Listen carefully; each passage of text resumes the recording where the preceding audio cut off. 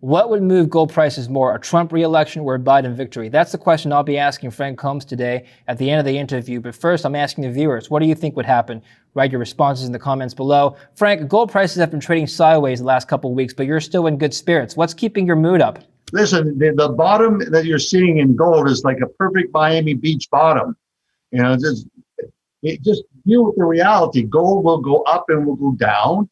The DNA of volatility you can measure over 20 trading days, 60 trading days, 12 months. It was up, David, when we talked about time for correction, the beginning of August, three standard deviations over 20 trading days. It's now down one standard deviation. It's had a 3 standard deviation correction on the 20-day rate of change. Over 60 days, it's now fallen below the median. So we're now in that perfect bottom time of accumulating. And math also suggests the seasonality of gold, that it rises in October. And it's Halloween time coming soon and elections. Right. Now let's talk about the seasonality aspect. I find it very interesting. Why is it that usually after the summer, gold demand picks up? Love. Don't ever forget that word, love. That 4-letter word, just like gold, it's a very important word. It's love season. It's a seasonality of 2 wedding seasons in India. It's a season of lights, the Diwali season. We then have Christmas, and then it peaks with Chinese New Year. So this is a very auspicious time for consumption of gold, and it's most highly correlated with GDP per capita growth. And what we've seen in 30 years is China and India's GDP per capita wasn't on the table. And they were only consuming, less than 5% of the world's gold. Now they're 53%.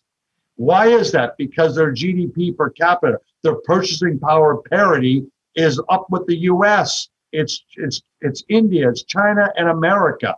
So this is an important part of love. Okay. Now I will mention that last time in 2016, what we saw after the election in 2016 was a month of weakness in gold prices, and that was mainly due to a strong US dollar.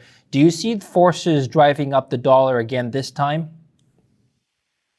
Yeah, I think you can easily see the dollar go through that rally in November if Trump wins. No doubt, I would expect that, but I think it'll be short term because it's bigger. Like when people all think it's just America right now. No, the world is fighting World War III, and it's called coronavirus 19. That's what it is, COVID-19. And the G20 countries, the finance ministers, their central bankers are all working together, and it's all currency debasement, massive money printing. You're seeing it in real estate, and you're seeing it in liquid assets like gold. Frank, so you're still maintaining your long-term $4,000 gold price target then, are you? Absolutely. I mean, they're talking right now a debate. Is it going to be a 1.7 trillion or a 2.2 trillion stimulus, additional stimulus?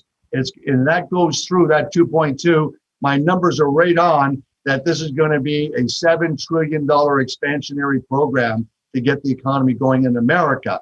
When we look at China, I think the total debt in China is 5 times, it's like 500% of the GDP. I mean, it's massive. Japan's the same way. So I think that people have to look at just the macro forces of what's going on and the money printing so that the global engine, what was set in place 20 years ago of world trade is important. Now is to keep global trade important and keep the economy going. So Frank, just on Tuesday, President Donald Trump canceled further negotiations with the Democrats on the stimulus package. Markets tanked as a result. How does this affect your outlook? I think it's, don't underestimate President Trump. The game theory that he plays is at another level. What he did with North Korea and China, I think he's playing here. The Democrats want an extra $800 billion, which is to go to their states versus him pulling back. I think the really smart, moderate, wealthy Republicans want to protect the Constitution and the rights of the Constitution. And one thing Trump has done is put a lot of constitutional judges in the federal system. And what you're seeing here is that they want to swing from left to the middle, the Supreme Court. And that is a long-term vision for the country. So I think that that's what he's doing. And what he did do, David, he said, And after I win, then I'll put through the $2.4 trillion. So I think that the math is in his favor for two reasons. PMI, Purchasing Manufacturers Index, remains very strong. The U.S. is the biggest, strongest in the world. China's PMI is strong. Europe is turning up. This is great for commodities. So the wind is not in his face, but in his back and his sail. Two, I think what you have to recognize is that this promise after the election, because 87% of the time, the president in power gets reelected, unless there's a big recession. There's no big recession. You don't think this is going to hurt him at all because maybe his voters are expecting a stimulus to come through? No, I don't think it's going to hurt him because I just told you, PMI is rocking. Okay, so how is this going to impact your outlook on volatility? We're already seeing markets slide off. Is this a buy the dip opportunity, or are we going to see even more volatility into the next 3 weeks? More volatility. You know, he's got the coronavirus. He's in the hospital. He's out now. He's like this, do that. It's October. It's a funky month of the year. Expect volatility. Trade the volatility. Buy on the dips and sell into the rallies. Frank, finally, this is the question that all gold investors want to know. How are prices going to move depending on who wins the election? Let's say if Biden wins or if Trump wins, what would happen to gold prices either way? Look, there's some betting on blue, some betting on red, and I'm betting on gold. So you're saying either way, gold's going to win?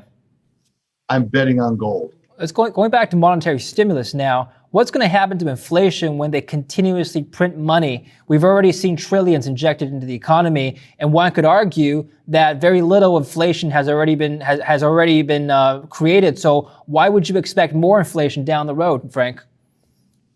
John Williams, who has Shadow Stats, it's a great website, Shadow Stats, and he publishes how the CPI algorithm, the model that the index is created on. And if you go back to 1980, when inflation was out of control and Volcker came in and basically had to raise interest rates 600 basis points over the CPI number to get control, if you use that number, inflation's at 9% right now. I'm much more a believer that inflation is much higher. Housing in San Antonio, lumber prices are up 40% in the past 5 months, 40%. There's no inflation, it's 1.3, that's BS. But if even at 1.3, the 10-year government bond is negative, the 5-year government bond is negative, the 2-year is very negative yields, it's just good to go and buy dividend-paying stocks with capacity to raise their dividends. You buy gold, and if you're going to buy numismatics, I was learning that you want to buy the panda bear, because America produces substantially more gold coins, and there's no big premium on them at this stage. But as the cycle evolves, you're going to see these things change. Here's an argument that I've heard, Frank, from some of the viewers on our show, is that, look, we heard about the JP Morgan spoofing case. We know that they've manipulated gold prices through spoofing over thousands of trades. So as an investor, why would I buy gold then if institutions and perhaps even the government are artificially suppressing gold prices? How would you respond to that theory? Gold's been around for 5,000 years. 5,000 years. And that will always maintain its value. Guys can try to play games with it, try to suppress it. It could be political people. It doesn't matter. Gold always rises, and it creates a perfect supply and demand balance. So I think if that's what they think, then they shouldn't be buying gold, and they should go and look to buy something else. Prudent investors like Ray Dalio, the largest hedge fund in the world, he has a 10% weighting in gold and recalibrates it on a monthly basis. So offline, you were telling me about spoofing in more detail and how you were saying that it happens more often during Chinese holidays. That's a very interesting story. Can you elaborate? When I first got into business, David, it used to be the London bullion pricing was twice a day, and the New York Stock Exchange or the New York commodities shut down like 1:30, 2:30 time range, depending between Chicago. All of a sudden you would see volatility between those prices. And you could recognize there was really distinct patterns when the UK was on a holiday. So what's happened is that now China has come from Shanghai from being a price taker in gold. They're now the price maker. So therefore, if you want to spoof the markets, it's when the Chinese are not there, when they have a holiday. And all of a sudden you see the greater volatility escalates as a higher probability anytime there's a Chinese banking holiday or Chinese New Year. This first week in October is celebrating Mao and communism in China, so they shut down. Right. So how am I, as an investor, maybe I'm new to the space, how would I invest in gold? Because, you and I were talking about the King Gold, fake gold case in China. This company, King Gold, was trying to secure a loan with a bunch of fake gold. So now there's already a bunch of fake everything. Now I have to deal with fake gold. So how do I even get into the space? Well, it's so interesting because it comes with China and their Kinky Gold company or Kink Gold. I think that the reality is there's always going to be people trying to play games to borrow money. It's never going to stop. It's do you have good detection processes to deal with that? And I think it's a wake up call for China because of the sheer magnitude of what 80 some odd tons of gold, approximately 20% of their annual gold production, 5% of their reserves. These are big numbers of cold plating copper and tungsten. But I think that's you don't want to get caught up with that narrative. It's just part of it'll get exposed. There'll be big penalties over there, but real gold will maintain its value. It's not a straight line up.